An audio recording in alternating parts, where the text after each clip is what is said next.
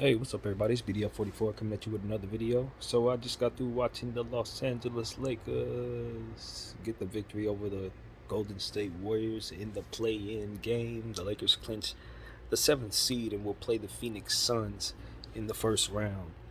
Um, so this game was very interesting. The Lakers were down early, stayed down throughout the half by more than 12 points.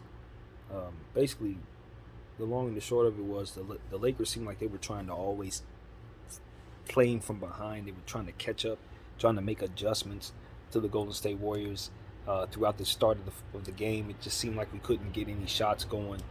Uh, Anthony Davis started the game extremely cold. I mean, extremely cold. And Dennis Schroeder was as well.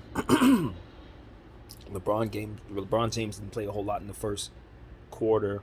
The first half, it just seemed like he wasn't really out there as much, and it just seemed like the Lakers couldn't get going. It was like we were always chasing the Warriors. You know, it wasn't just chasing them from a score standpoint. It was like they had our number.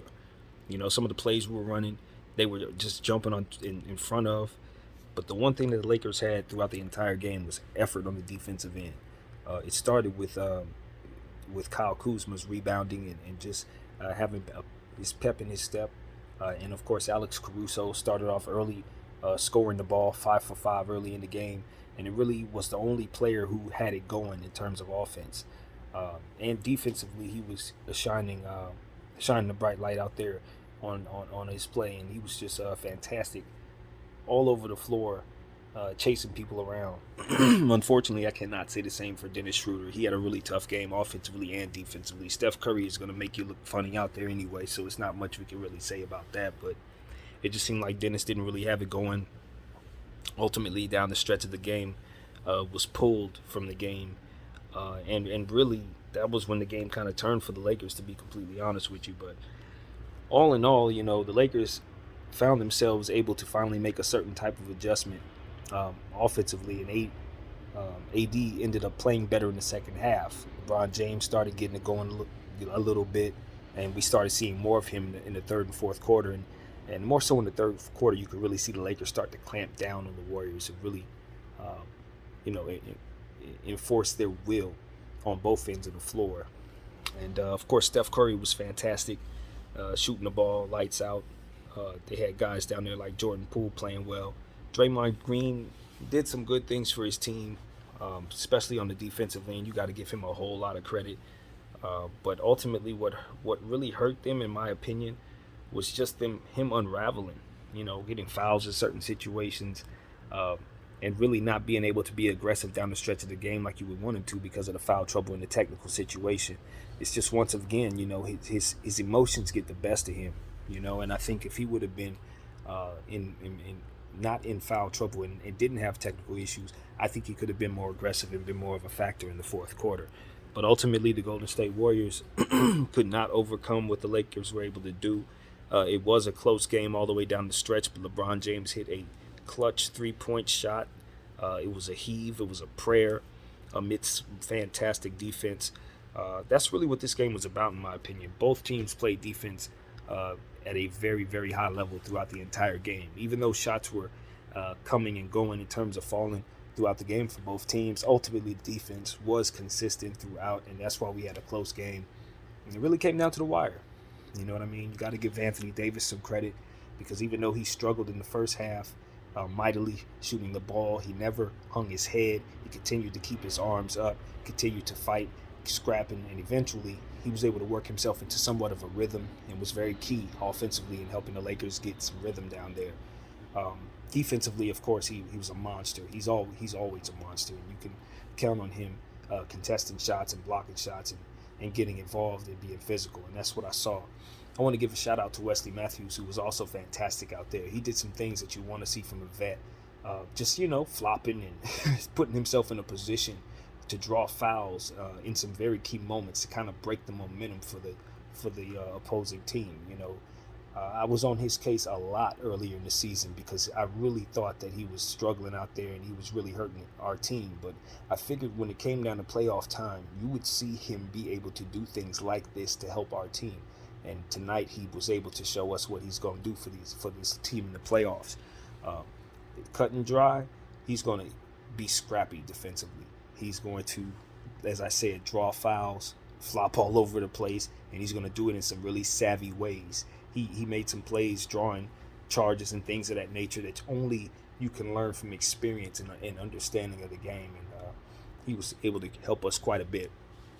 Montrezl Harrell, I thought, was playing pretty well in the first half, and we didn't see him out there in the second half. I'm wondering how the Lakers are going to try to work that center position throughout the playoffs.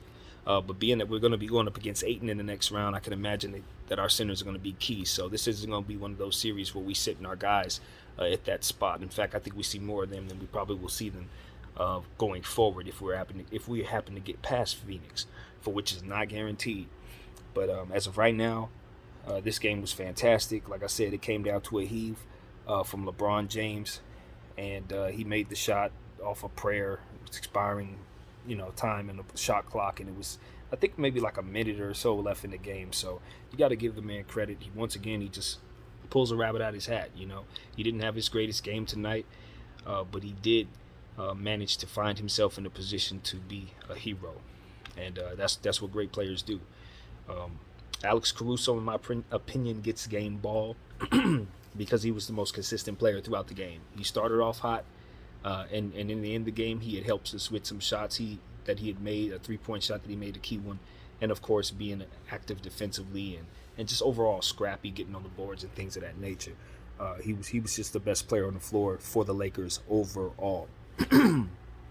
So that's how I saw the game. I think what really helped us was just the adjustments that our coaching staff was able to make. You could see that they were really, especially in the second quarter, we were really trying to find something that would work against this team. And it seemed like everything they were trying against us was working, and everything we were trying just was not. They were reading it all. But we continued to make adjustments. We continued to kind of work the lineup. And shout out to Coach Vogel for giving us such a versatile lineup, so many different ways we could play. We found something that worked. We put AD at the center position, put Braun out there, put Caruso out there, and kind of removed THT and Schroeder a little bit from the situation because those guys were kind of struggling, and it worked. So I want to give him, Frank Vogel, a whole lot of credit for what ended up happening tonight, because he was getting out coached dramatically in the first half, and he turned it around quite a bit with his adjustments. So yeah, that's what I saw out there, man. I think I want to do a separate video breaking down what I think will happen for the Phoenix Suns Lakers series, because I'm very interested in talking about that. I have an idea how that's going to go, and I'm looking forward to sharing it with you guys. So yeah, I'll leave this at that. I'm very, very happy with the Lakers this evening. Ultimately, we do need to tighten up, but what I saw was a team that just really was out of sorts because of so many guys missing games. That's what I saw. I saw a team. I saw what I expected. Basically what I predicted. I said it would be a close game, either go into overtime, but ultimately the Lakers would win it. It didn't go into overtime, but it did come down to the final possession. And I figured it would be just this. Guys trying to adjust, trying to work their way into rhythm. Dennis Schroeder's been out for many games. AD's been out for many games. Kuz's been out for games. Braun's been out for games. And all of those guys are trying to find the rhythm. And Braun was doing his best to make some reads that he saw out there, but ultimately you could see he was off. His timing wasn't there, his rhythm's not there, his wind's not there, his legs aren't there. And I felt like in the first half he had a couple of situations where he could have hit attempted some turnaround jumpers that I thought they were giving him. He had some angles and some shots that he didn't take. I felt like that was something that just would come with time and rhythm as the playoffs increase. So I expect our team to get better as the playoffs continue, so long as we can stay healthy. And I didn't mention the magical moment of the night when LeBron James had a tough foul that ended up being a flagrant foul against Draymond Green, where LeBron James got hit in the eye. And people were saying he was acting and putting on, but he really did get hit in the eye. But it was just a really scary play, because I thought that LeBron landed awkwardly on his knee, but ultimately in LeBron James fashion, he was able to dodge dramatic injury. So knock on wood, he'll be all right in terms of his eye, because he was complaining about his vision. So but even in the midst of all of that, he still was able to hit that shot. So That speaks to his greatness. This was basically a game seven, a playoff game seven. And I don't know if the NBA is going to keep this, but I will say I enjoyed it. I'm not going to lie, and it feels good to be on the winning side of it. So no need to worry about playing Memphis. We got Phoenix coming up in a full series. We're in the playoffs, ladies and gentlemen. We got a chance, and that's all we can ask for. My name is BDF44, and I'm out.